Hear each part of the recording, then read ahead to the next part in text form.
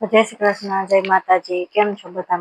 મજામાં જશો તો સ્વાગત છે તમારું આજના નવા વ્લોગમાં। આજે હવે તો આપણે બધી સાફ સફાઈ થઈ ગઈ છે પૂરી। આજે હવે થઈ ગયું છે બધું કામ કમ્પ્લીટ। હવે એક કામ બાકી છે ઉપર અગાસી વાળવા જવાનું। હવે કાલ સવારમાં વહેલી વાળી આવીશ, કારણ કે તડકાની કઈ વરાય નહીં છે, એટલે સરસ મજાનું થઈ ગયું કામ આપણું બધું કમ્પ્લીટ। રસોડું સરસ મજાનું ગોઠવી નાખ્યું છે। હવે આખું ગોઠવાઈ ગયું।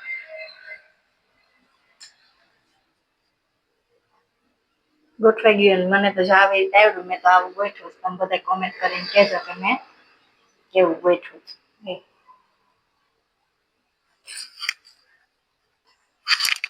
એટલે કુંડા બધું સરસ રીતે બધું ધોઈ નાખ્યું। કુંડાઈ ધોઈ નાખ્યા છે।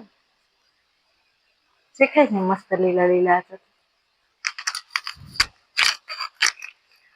વાગી ગયા 6 પોણા 6। તો હજી કઈ પાણી આવ્યું નથી। હમણાંથી ઉનાળાનો ટાઈમ છે તો પાણી થોડુંક મોડું આવે છે। હવે બનાવી છે રસોઈમાં તો આપણે મસ્ત શાક બનાવવું છે। આજે ફ્રી થઈ ગયા, મેં કીધું હવે આજે કઈક મસ્ત એવું શાક બનાવીએ। તો હવે આજે બનાવું છે પનીર ટીકાનું શાક। જે બપોર જમવા આવ્યા હતા ત્યારે પનીર લઈ આવ્યા હતા, કે મેં કીધું લેતા આવજો, આજે હું બનાવીશ સરસ મજાનું પનીરનું શાક। તો પનીરના શાક બનાવવા માટે પેલા આપણે બનાવશું ગ્રેવી। તો સારું, ચાલો હું ગ્રેવી બનાવવાની બધી તૈયારી કરી લઉં। તમે બધા બ્લોગ આગળ જોતા રહેજો। તો હવે બધી શાક વઘારવાની તૈયારી કરી લીધી છે। જો અહીંયા 2 ટમેટા સુધારી લીધા છે, અહીંયા 2 તીખી મરચી લઈ લીધી છે, અને અહીંયા 2-3 આખા મસાલા લઈ લીધા છે, અને અહીંયા 1 વાટકો ડુંગળી સુધારી લીધી છે। વધારે ડુંગળી નાખીએ તો બહુ મસ્ત થાય, એટલે જો મેં 1 વાટકો ડુંગળી સુધારી લીધી। અહીંયા લઈ લીધા છે બધા મસાલા, અને અહીંયા મૂક્યું છે તેલ ગરમ કરવા। તેલ ગરમ થઈ જાય એટલે આપણે પેલા નાખી દઈશું આ બધા મસાલા, પછી નાખી દઈશું ડુંગળી, ટમેટા, મરચું। તો અહીંયા મૂક્યું છે તેલ ગરમ કરવા।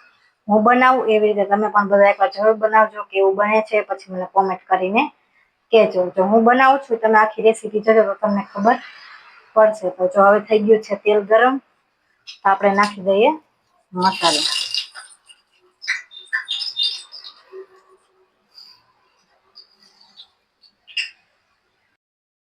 મસાલા આપણે બધા જો નાખી દીધા છે। હવે નાખી દઈશું ડુંગળી।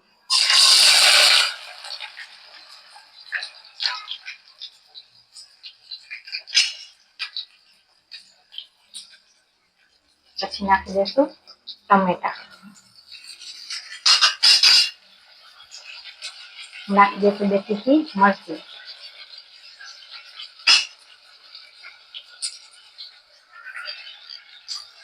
તો સરસ રીતે આપણે બધું સાતળી લઈશું।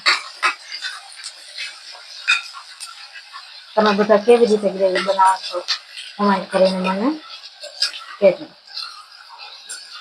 હવે સરસ રીતે આપણે આના તેલમાં સાતળી લેવાનું।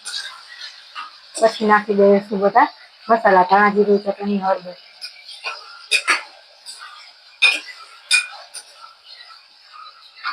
ગ્રેવીને આપણે આવી રીતે બનાવીએ છીએ। તમે કેવી રીતે બનાવો છો મને કોમેન્ટ કરીને કહેજો। તો તમે બનાવતા હશો એવી રીતે હું પણ ટ્રાય કરીશ।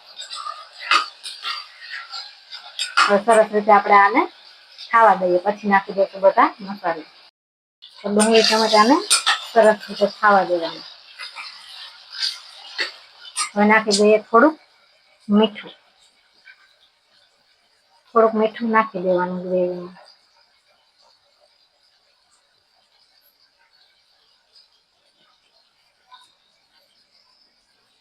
સરસ રીતે બધું મિક્સ કરી નાખીએ।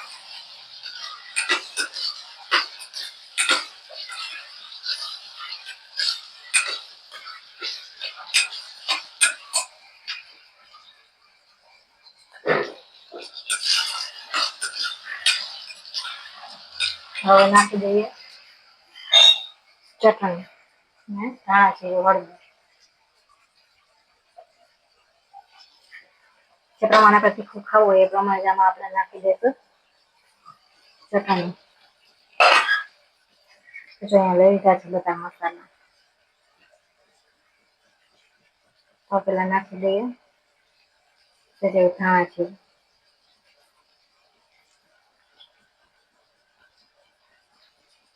થોડીક નાખી દઈએ હળદર,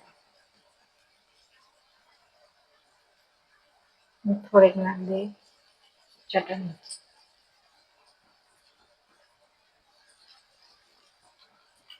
થોડુંક નાખી દઈએ પાણી.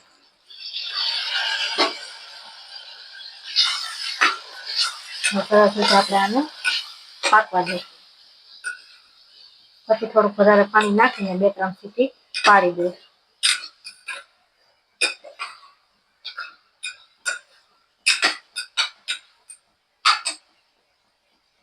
ઉપર તેલ આવે ત્યાં સુધી સરસ રીતે પાકવા દીધું બધું. હવે નાખી દઈએ થોડુંક પાણી.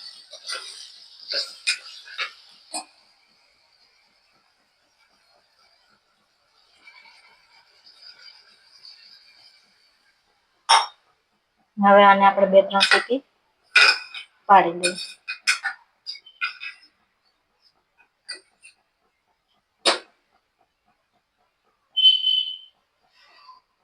કુકરને કરી દઈશું બંધ. હવે જો કુકર કરી દીધું છે બંધ. હવે આપણી ગ્રેવી થઈ જશે. 2-3 સીટી પાડી લઈએ એટલે પછી સરસ ગ્રેવી થઈ જાય. ત્યાં સુધીમાં આપણે બીજી તૈયારી કરી લઈએ. લસણ ફોલવાનું છે તો થોડુંક ફોલી નાખીએ અને બાંધી નાખીએ લોટ. અહીંયા મૂક્યું છે જો તેલ ગરમ કરવા, અને અહીંયા જો આપણે બ્લેન્ડર પણ ફેરવી દીધું છે. આવી સરસ મજાની ગ્રેવી થઈ ગઈ છે. અહીંયા કરી લીધી છે આદુ લસણની પેસ્ટ.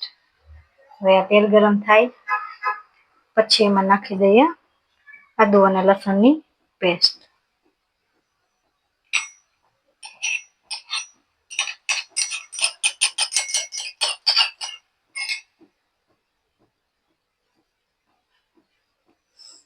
હું તો આવી રીતે બનાવું છું. તમે બધા કેવી રીતે બનાવો છો કોમેન્ટ કરીને કહેજો. જો થઈ ગયું તેલ ગરમ, હવે આપણે નાખી દઈએ પેસ્ટ.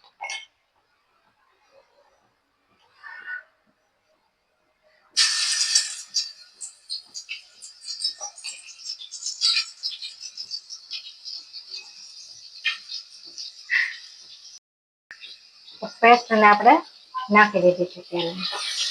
થોડી વાર ખાવા દઈએ.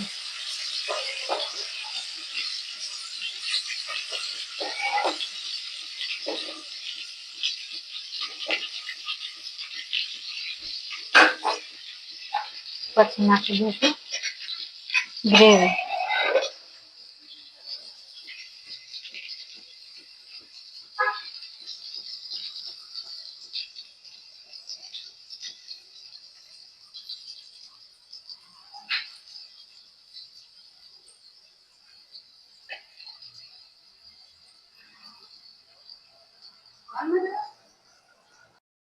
પેસ્ટ હવે સરસ રીતે થઈ ગઈ છે. હવે નાખી દઈએ ગ્રેવી.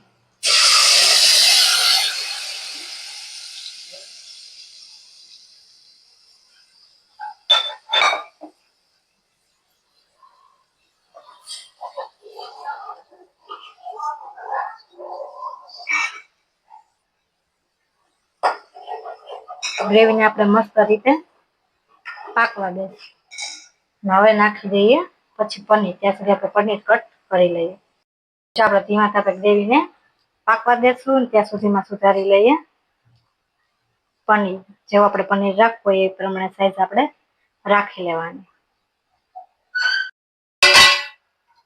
સરસ મજાની ગ્રેવી પાકે છે. અહીંયા મૂક્યું છે તેલ ગરમ કરવા. આપણે પનીરને ફ્રાય કરી નાખીએ. તો આપણમાંથી પાણી ન છૂટે એટલા માટે આપણે તેલમાં સેજને ફ્રાય કરી નાખીશું. તો અહીંયા મૂક્યું તેલ ગરમ કરવા. અહીંયા જો ગ્રેવી પાકે છે. ભલે પાકે, ધીમા તાપે એકદમ વધારે પાકવા દેવાની.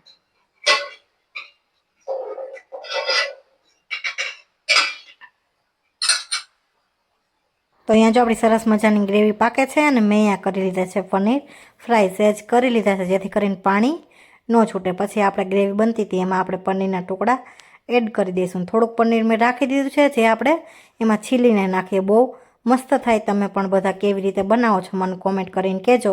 હું તો આવી રીતે બનાવું છું. અને પછી જો સરસ રીતે કરી નાખ્યું ને આટલું રાખ્યું છે છીલવા માટે. જો પનીર આપણે ફ્રાય કરીને આમાં નાખી દીધું છે.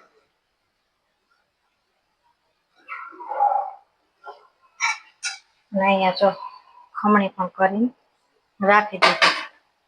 ખમણી પણ આપણે આમાં નાખી દઈશું. પછી તમે જે મસાલો યુઝ કરતા હોય એ નાખી દેવાય ઉપર.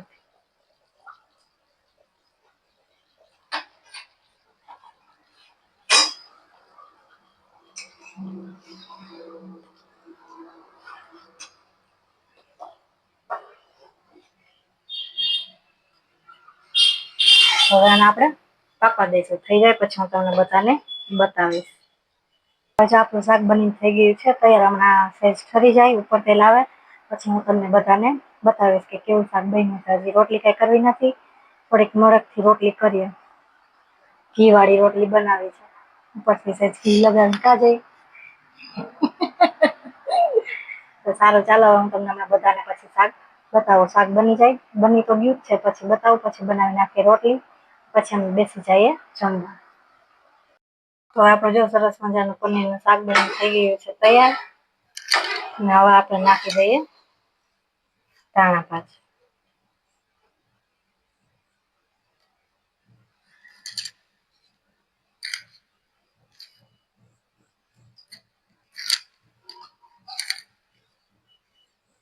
તમે બધા કોમેન્ટ કરીને કહેજો કે શાક કેવું બન્યું છે ને મસ્ત મસ્ત પનીર શાક.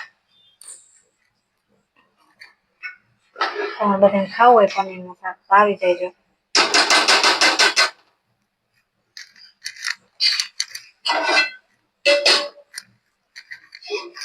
સારું સારું, આપણે પનીરનું શાક તો બની થઈ ગયું છે તૈયાર. હવે બનાવી નાખીએ રોટલી.